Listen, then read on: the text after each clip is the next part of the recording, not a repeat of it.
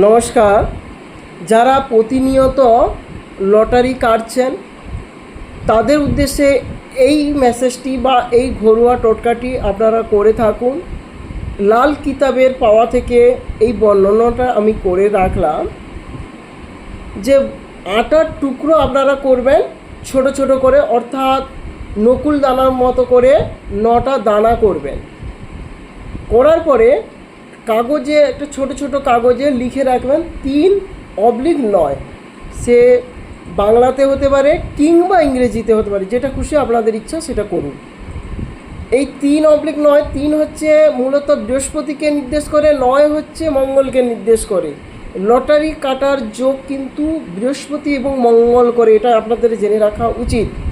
তো আপনারা এই 3 আর 9-এর মিশ্রণ করে লিখে রাখুন, সেটা নদীতে কিংবা জলে আপনারা এই আটার মিশ্রণটি খাওয়ান। দেখবেন আপনাদের যে লটারি যে কাটছেন প্রতিনিয়ত, এটা আপনারা সাকসেসফুল হবেন। এটা অতি অবশ্যই হবে। একজন না হলে দুজন, দুজন না হলে চারজন, কারোর না কারোর এটা লাগবেই লাগবে। এটা আপনারা করে রাখুন। ধন্যবাদ।